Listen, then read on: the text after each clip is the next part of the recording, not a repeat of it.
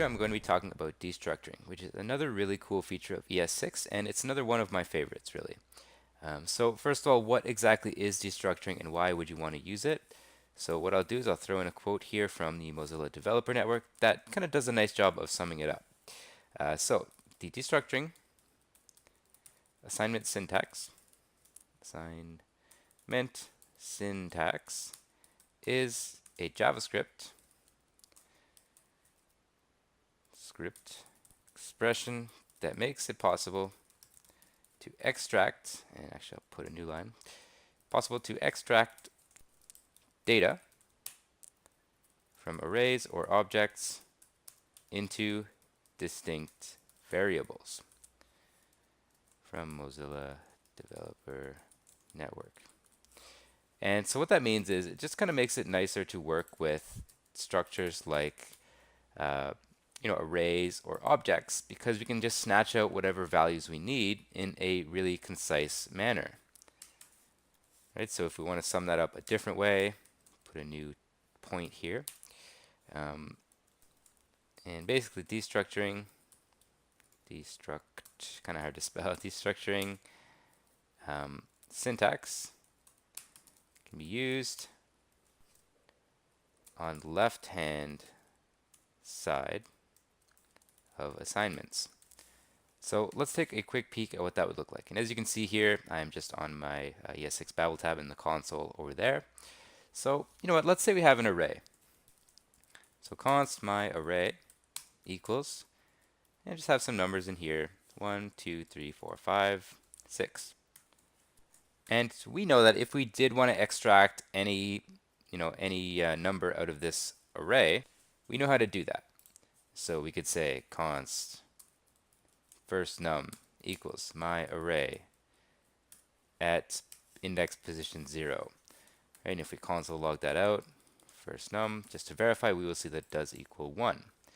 Right? If it actually runs here, clear run, there we go. See that it is 1. Okay, so that's cool. And we know that this is an array literal expression, and it makes it easy to create what they call ad hoc packages of data. Right? So if you wanted to do this the other way, you could say const my array equals new array. Then you could say my array at position 0 equals 1, or we could just do a number, right? And then we can console log to check that out. And we'll add one more, my array 1 equals 2. If we console log the array, my array, clear, run, right, so now I have an array. So this is the tedious way. It's kind of uncommon to do it this way, just because we do have our array literal expression, which makes it so much easier to do. And if you think of destructuring in terms of that, it's kind of making it easier to do kind of variable assignments by snatching data out of, in this example, an array. So the destructuring assignment uses similar syntax as this array literal, except you do it on the left-hand side. So with an array, we know that for arrays, index is pretty important. Now, what if I did want to extract each one of these out into a separate variable? We've already kind of seen that, right? So const first equals my array position 0. But that's kind of tedious, right? We have to go through, we could do a for loop, for example, but then we might be constrained in terms of, well, okay, that's kind of a tedious to have to do. So you would do, const first equals my array position 0. Const second equals my array position 1, and so forth. But there's a lot simpler way to do that now with ES6. So let's see what that looks like. And it's going to look like this. So const, and then I'm going to give it what looks like an array literal here. And I'm just going to give it some placeholders, const x, y, z equals my array. Okay, so that's kind of weird, right? What did we just do there? Can we console log x now? Let's find out. Clear, we run, and hey, wouldn't you know that now x here has been assigned to the item in the first index, or index 0 I should say, of the array. So this is essentially us going through and doing something like const x equals my array, position 0. Const y equals my array, position 1. But instead we just destructure that. And we indicate that we're doing that by, just using it on the left-hand side. The left-hand side and the right-hand side over here. Now notice that there's actually 5 items in the array. So what if we see z? What's the value of z? Well, as you can probably imagine, it's going to be 3 because we only extracted out 1, 2, 3 items here. We could keep going, right? Z, if we want to come up with kind of randomized, we do A, B. So what is the value of B at this point? We run it, we can see that it's 5. What if we try to extract something out that doesn't exist in the original array? Well, you can probably imagine that is undefined. Right? So now we have a variable, or a constant I should say, that's just undefined. But hey, that's how we can extract this data out of an array using destructuring. Pretty straightforward stuff overall. If we want to see a slightly different pattern, you could do some kind of initialization of your variable. So something like, we'll do a different array. So const my second array equals, and this one can be names. So Jane Doe, John Doe, Billy Bob, for example. And then we can say let A B C. By the way, this is a pattern that we haven't really seen before. And oh, we already have those declared. So let's do, or name 1, name 2, name 3. So these commas, we haven't really seen these before. This is the same as us doing something like let name 1. This is unrelated to destructuring, but just another common design pattern you might see. So the same way we can do this, let name 1, let name 2. You can just omit let after the first one. And this works with var or const as well. But we're just basically initializing this to be empty. So that's the same as us doing let name 1, semicolon, let name 2. So it's just quicker when you're declaring a whole bunch of undefined variables, or in our case, let statements at once. So now that we have these variables available to us, we can just do name 1, comma, name 2, name 3 equals my second array. And again, it's just going to go in based on the index, and it's going to assign name 1 to the value of whatever is in the first position in the array. Name 2 will go ahead and grab the second one. Name 3 will go ahead and grab the third one and assign it to this variable. And when I say variable, of course we know that I mean that it's a let. So if we want to verify that, we can console log it as usual. And console log, by the way, if you do a comma space, then it'll just kind of add a space in for you. But you can do that, name 1, name 2, name 3. If we clear it, we run it again, we can see that, hey, there we go.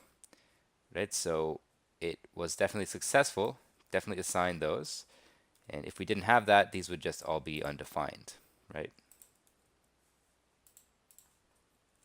Now this can be used nicely with another feature that we've covered previously, which is default values.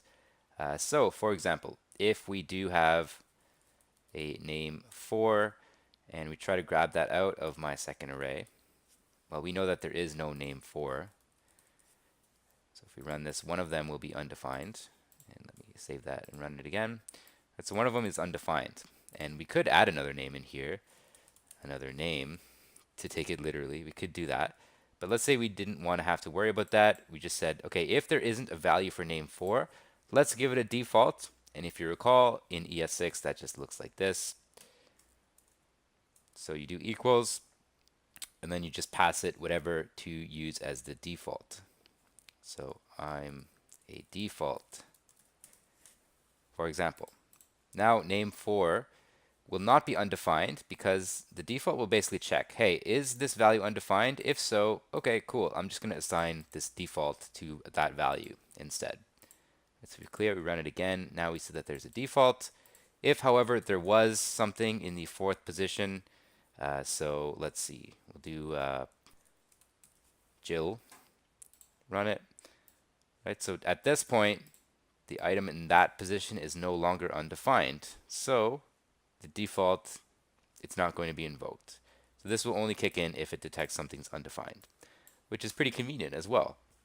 Right, a lot of really nice quality of life enhancements being introduced here with ES6. Another simple example of how destructuring can make our labs a bit simpler. Let's say you, for some reason, needed to swap your variables. So we have let, I'll do AA because we already have A defined up here. So let AA equals 100, let BB equals 250, let CC equals 500. And for whatever reason, you needed to swap two of these variables somehow. So without destructuring, it's not too difficult, but we would just make a temporary, not temp to hold the value of one of these. Let's say we want to swap B and C for whatever reason.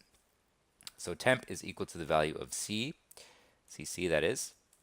So right now if we console.log A, B, and C, right, we'll be able to see what that looks like. And I'm going to get rid of this console log statement up there.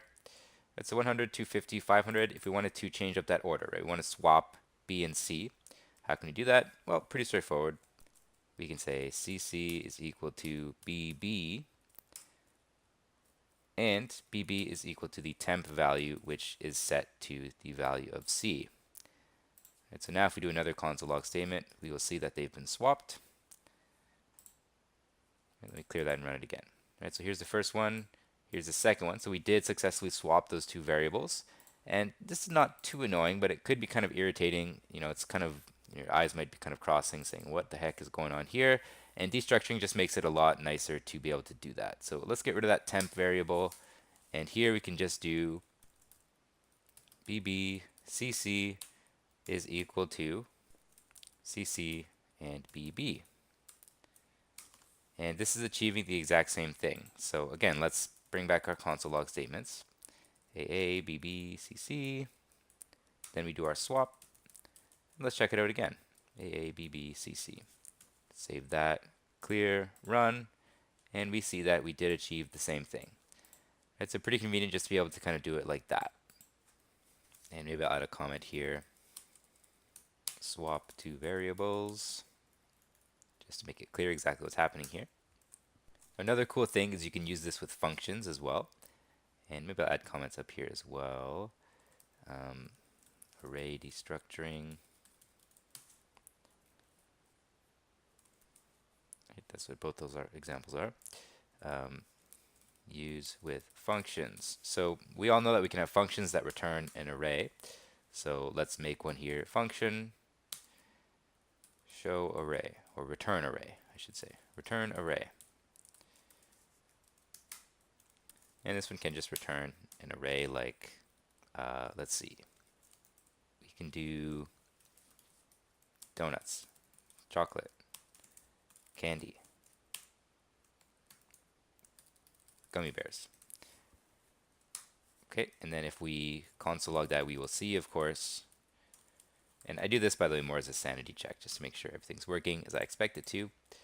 Okay, so we see that we are getting back our array here when we return that. So actually, let me get rid of this console log statement. I can just comment it out, actually.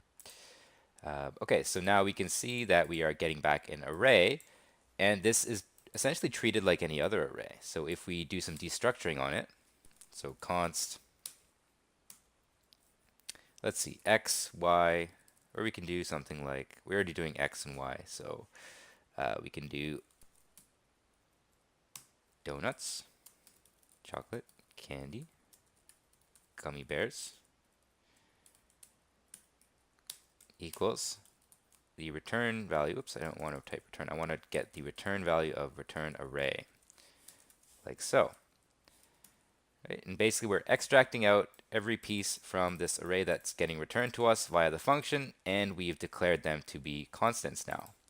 Pretty cool stuff. So if we console log that, let's check, just at random, let's check if we can grab out candy. Hey, there we go. Right, so now we have our constant candy. So pretty convenient, right? We can just do this with functions. We can do it if we just give it a normal array. We can swap variables. Really handy feature here. And another example. Let's say we want to give it an array to kind of search through. So let's say we want this function to do some kind of filter and return to us only if it finds what we tell it to look for. Right, so since it's a function, we can give it an array, and we can say search for this term. And we can do return r.filter, and filter takes in a function like so, and using ES6 methodology. So let's say it's looking for t, or a term, and we want it to return, let's see, if t is equal to the term that we're looking for. So let's say const result equals return array. We give it an array here, and we can say chicken, fish, tofu. So that's the array we give it. And the term, let's say we want to find chicken. All right, so in case it's not clear what's happening, we are giving it an array to search through, and we're going to filter, and the filter function will basically return a new array to us with whatever matches here. In our case, we should only match one term. So this should work as expected. Let's find out. Console log our result. Clear, run. Hey, there we go. Right, so we successfully made a simple function to return to us an array, right? Because filter will always return an array. And because of that, we can just grab out the result we were looking for. If we search for something else, tofu, for example, run, and it finds tofu. If we give it something it doesn't understand, well, let's find out. Undefined, right? Because it wasn't able to find anything in its filter function. Right? And maybe this should be called food filter instead of return array. Food filter.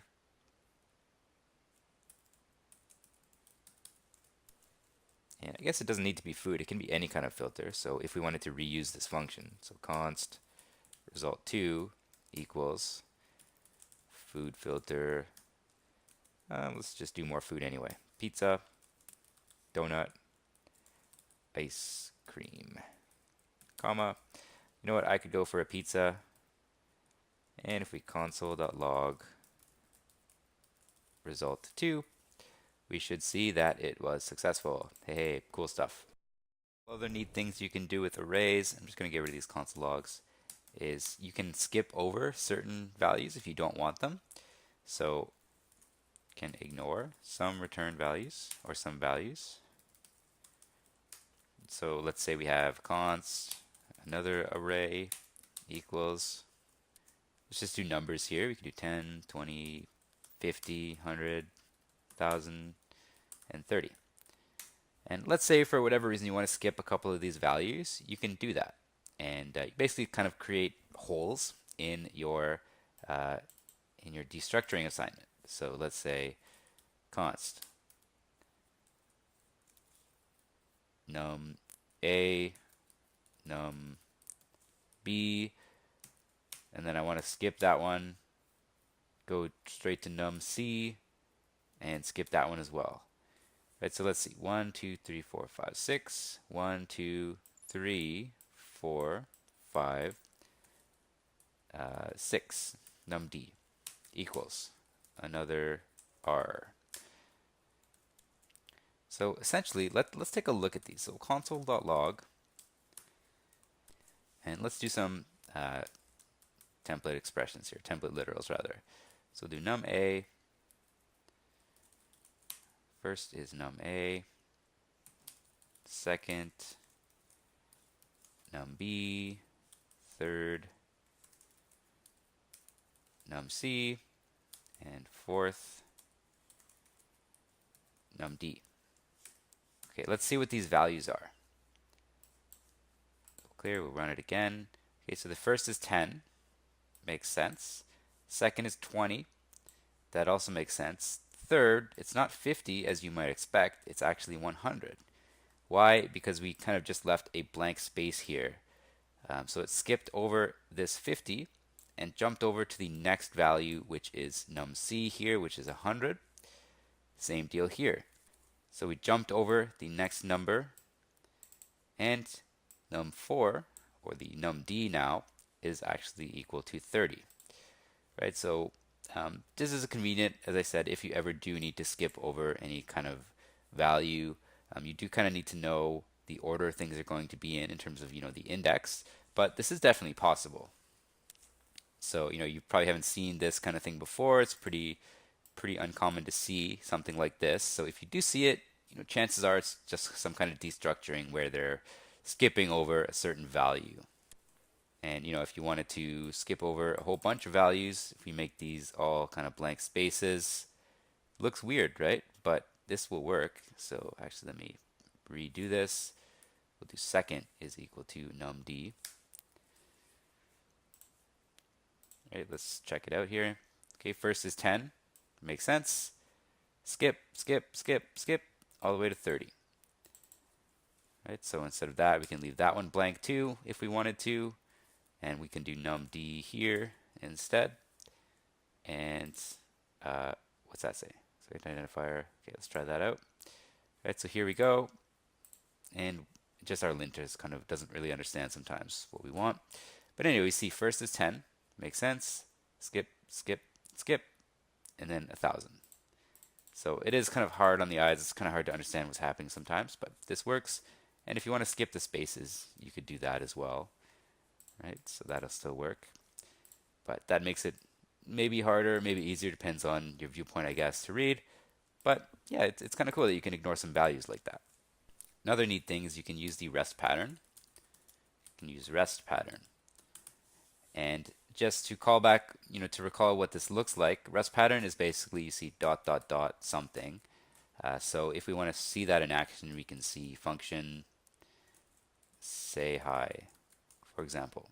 Takes in the first argument, first arg, and then dot, dot, dot, rest of args.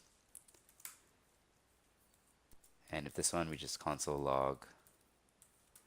We'll do backticks here. Hi, first arg. And then we also console log the rest of args. So this is useful if you're not sure how many arguments, for example, you're going to be passing into a function. So for example, say hi. First value can be a name.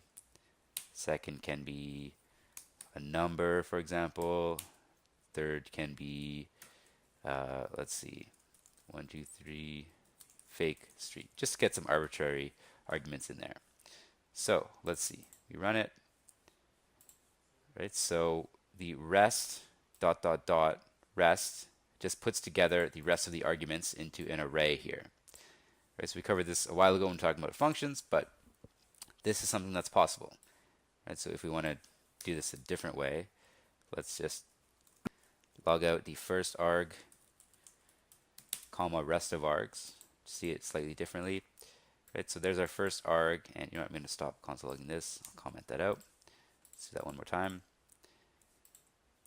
Okay, save it and run it again. Okay, so this is the first arg, and then no matter how many other arguments we pass through, it's always just going to throw them all into an array. So if we start to add more, like a number and a boolean, for example, doesn't matter, the rest operator will just basically put them all into an array. And we can use that to our advantage when we are destructuring. Right, so let me erase some of this. And let's say we have const yet another r. And this one can be, I don't know, dogs, cats, birds.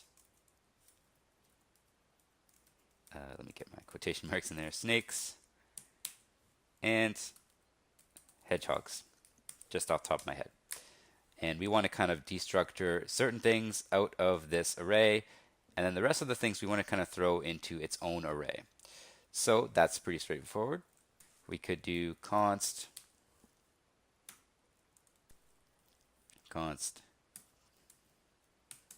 dogs, or dog string, cat string,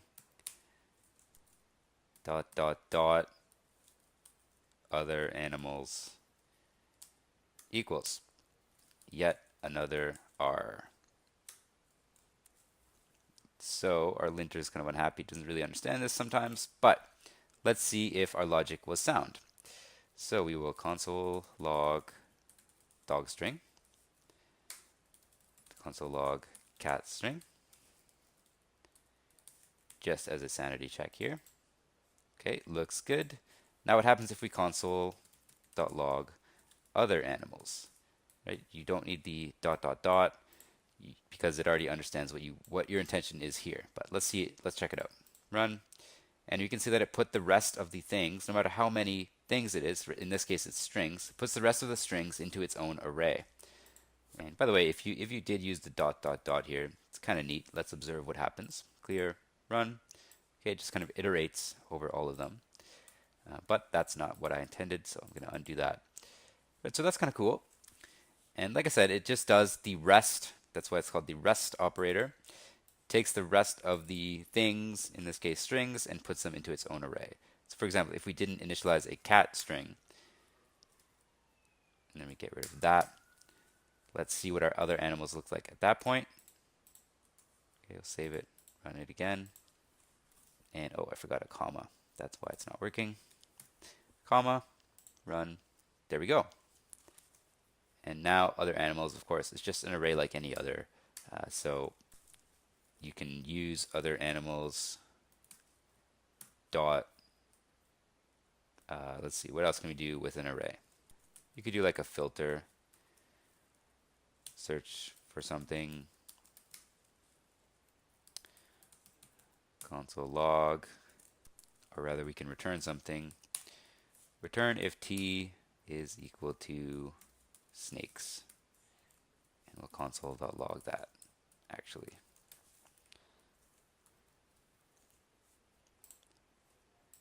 Right, so we treat this like we do any other array because that's what it is. It's just an array. It's just special in the fact that we created it using this rest operator.